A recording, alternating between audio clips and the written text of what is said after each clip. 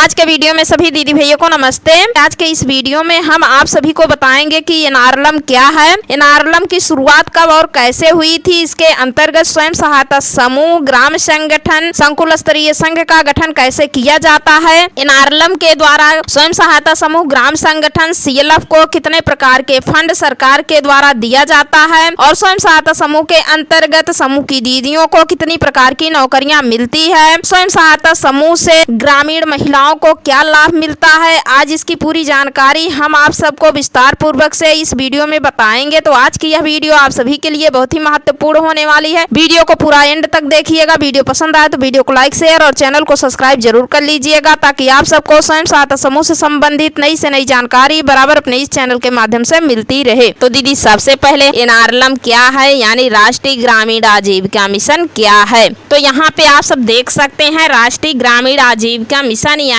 NRLM. राष्ट्रीय ग्रामीण आजीविका मिशन का उद्देश्य ग्रामीण गरीब परिवारों को देश की मुख्य धारा से जोड़ना और उन्हें विभिन्न कार्यक्रमों के जरिए उनकी गरीबी दूर करना है एवं ग्रामीण परिवारों को सक्षम और प्रभावशाली संस्थागत मंच प्रदान कर उनकी आजीविका में निरंतर वृद्धि करना, वित्तीय सेवाओं तक उनकी बेहतर और सरल तरीके से पहुंच बनाना और उनकी पारिवारिक आय को बढ़ाना। यानी एनआरएलएम का उद्देश्य यही है कि गांव की ग्रामीण महिलाओं को गरीबी की दलदल से बाहर निकालना और उनको जो है आर्थिक एवं सामाजिक रूप से मजबूत एवं सशक्त बनाना। तो राष्ट्रीय ग्रामीण आजीविका मिशन ग्रामीण गरीब महिलाओं की अस्थायी एवं सशक्त संस्थाओं, स्वयं सहायता समूह, ग्राम संगठन, क्लस्टर लेवल फेडरेशन का निर्माण कर गरीबी कम करने का कार्यक्रम है। दीदी वर्ष 2013 से एनआरएलएम योजना SGSY को संशोधित कर एवं परिवर्तित कर लागू की गई है। तो यानी दीदी 2013 से पहले यह एनआरएलएम योजना SGSY के नाम से संचालित की जा रही थी, लेकिन 2013 में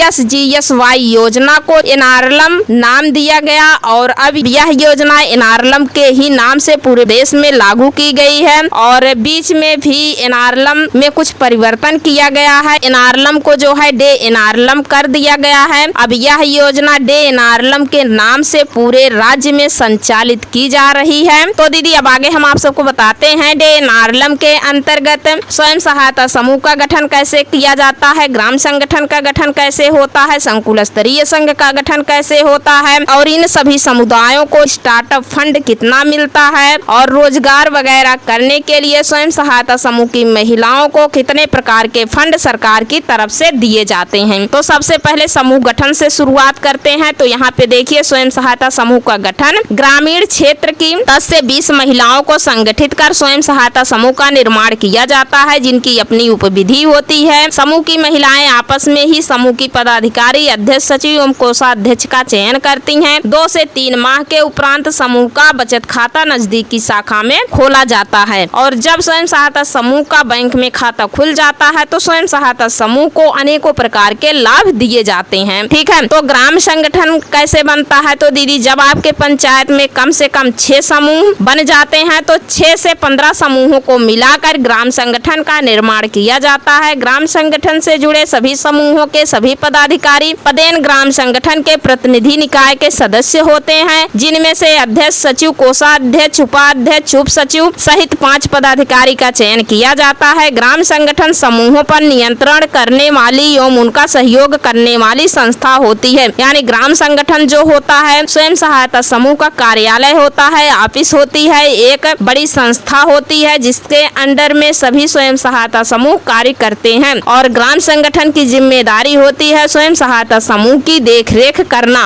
अगला है संकुल स्तरीय संघ यानी सीएलएफ गठन प्रत्येक विकास खंड में। तो दीदी प्रत्येक विकास खंड को 3 से 4 क्लस्टर में विभक्त किया जाता है। प्रत्येक क्लस्टर में गठित समस्त ग्राम संगठनों को मिलाकर सीएलएफ का गठन होता है। सीएलएफ में भी अध्यक्ष, सचिव, कोषाध्यक्ष, उपाध्यक्ष, उप सचिव कुल 5 पदाधिकारी होते हैं। सीएलएफ अपने अधीन गठित एसएचजी एवं भीओ के नियंत्रण, समन्वय, क्षमता वर्धन के साथ बड़ी आर्थिक परियोजनाओं के संचालन हेतु सक्षम संस्था है। यानी क्लस्टर लेवल फेडरेशन, संकुल स्तरीय संघ, स्वयं सहायता समूह, ग्राम संगठन को ट्रेनिंग देता है, उनका क्षमता वर्धन का विकास करता है और उनको आर्थिक सहायता प्रदान करता है। और संकुल स्तरीय संघ, स्वयं सहायता समूह, ग्राम संगठन की तीसरी बड़ी संस्था होती है, सबसे बड़ा कार्यालय तय होता है और संकुल स्तरीय संघ के माध्यम से ही आर्थिक सहायता ग्राम संगठन और स्वयं सहायता समूह को प्रदान की जाती है। तो दीदी संकुल स्तरीय संघ और ग्राम संगठन में अनेकों प्रकार की नौकरियां भी निकलती हैं। कैडर का भी चुनाव किया जाता है और महिलाओं को कैडर के रूप में तैनात किया जाता है और उनको कार्य आधारित मानदेय भी दिया जाता है। स्वयं सहायता समूह के अंतर्गत निकलने वाली नौकरियों के बारे में बताएंगे। समूह सखी की नौकरी, आजीविका सखी की नौकरी, ICRP की नौकरी, VOCRP की नौकरी, CLF-CRP की नौकरी, FL-CRP की नौकरी, BRP की नौकरी, IPRP की नौकरी, स्वयं सहायता समूह बुक कीपर की नौकरी, VOBK की नौकरी, CLF-BK की नौकरी, बैंक सखी की नौकरी, BC सखी की नौकरी, जल सखी की नौकरी, स्वच्छता सखी की नौकरी, सोलर सखी की नौकरी, पशु सखी की नौकरी, कृषि सखी की नौकरी, ICRP FNSW की नौकरी, उद्योग सखी की नौकरी, CM की नौकरी, CC की नौकरी, सुरक्षा सखी की नौकरी, विद्युत सखी की नौकरी, ई सखी की नौकरी, सामुदायिक शौचालय केयरटेकर की नौकरी, पोषाहार की नौकरी, मास्टर ट्रेनर की नौकरी, ये सब नौकरियां स्वयं सहायता समूह के अंतर्गत निकलती रहती हैं। यदि आप लोग यह नौकरी करना चाहते हैं तो आप लोग अपने ब्लॉक पर स्वयं सहायता समूह के कार्यालय में जा करके ब्लॉक मिशन मैनेजर के पास ऑनलाइन एवं ऑफलाइन तरीके से आवेदन कर सकते हैं। तो दीदी हमने इन सभी नौकरियों के ऊपर फुल डिटेल में वीडियो बनाकर अपलोड कर दी है YesYes एजुकेशन चैनल पर।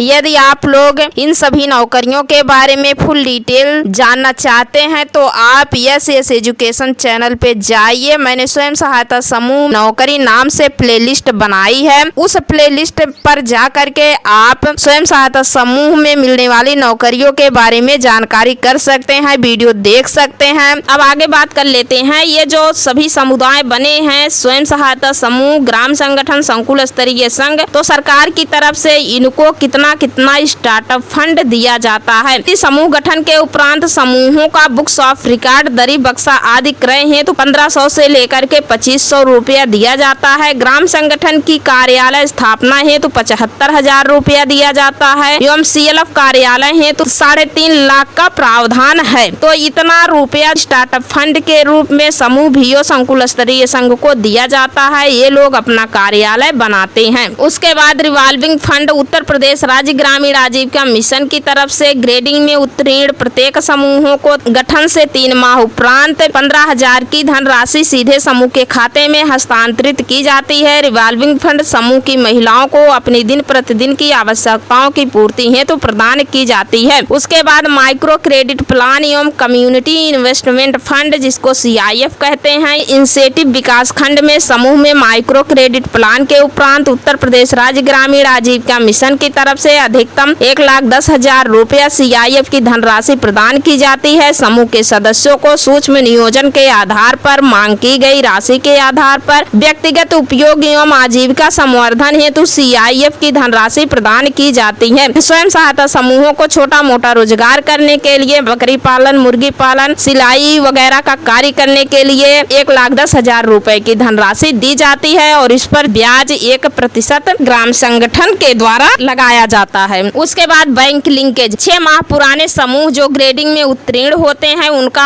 RBI की गाइडलाइन के अनुसार संबंधित बैंक की तरफ से 5 लाख रुपए का सेक्शन एवं प्रथम डोज के रूप में 1 लाख रुपए का डिसबर्समेंट किया जाता है, जिस पर ब्याज मात्र 7% वार्षिक देय होता है। नियमित समय पर ऋण की राशि वापस करने पर ब्याज में 3% की अतिरिक्त छूट प्रदान की जाती है। उसके बाद ग्राम संगठन को जो फंड मिलता है ये भी जान लीजिए। तो लाइवलीहुड फंड होता है, सक्रिय ग्राम संगठनों द्वारा उनके मांग के क्रम में प्रथम किस्त के रूप में 2 लाख रुपया संबंधित ग्राम संगठन के खाते में सीधे हस्तांतरित किया जाता है और यह पैसा जो है ग्राम संगठन स्वयं सहायता समूह की महिलाओं को देता है कृषि कार्य एवं पशुपालन के लिए और इस पर ग्राम संगठन 1% मासिक ब्याज की दर से स्वयं सहायता समूहों को ऋण देता है और उसके बाद थोड़ा थोड़ा करके यह पैसा कई किस्तों में पुनः ग्राम संगठन में वापस लेता है। उसके बाद ग्राम संगठन को अगला फंड मिलता है कस्टम हायरिंग सेंटर। ग्राम संगठन स्तर पर कृषि यंत्र का एक पुल बनाने हेतु प्रथम किस्त के रूप में 2 लाख रुपया संबंधित ग्राम संगठन के खाते में सीधे हस्तांतरित किया जाता है। 2 लाख रुपए में कृषि कार्य करने हेतु कृषि यंत्र खरीदा जाता है जिससे स्वयं सहायता समूह की महिलाओं को लाभ मिलता है। उसके बाद ग्राम संगठन को अगला फंड आता है जोखिम निवारण निधि जिसको VRF कहते हैं। समूह के यह एक आपदा कोष होता है। जब भी स्वयं सहायता समूह में किसी भी दीदी के ऊपर कोई भी आपदा आ जाती है तो इस पैसे से उस दीदी की तत्काल मदद की जाती है। तो एक दीदी को कुल कितना रुपया दिया जाएगा ये भी जान लीजिए। तो यह पैसा जो आता है पूरे 1.5 लाख रुपया आता है एक VO में। तो समूह के ऐसे सदस्य जो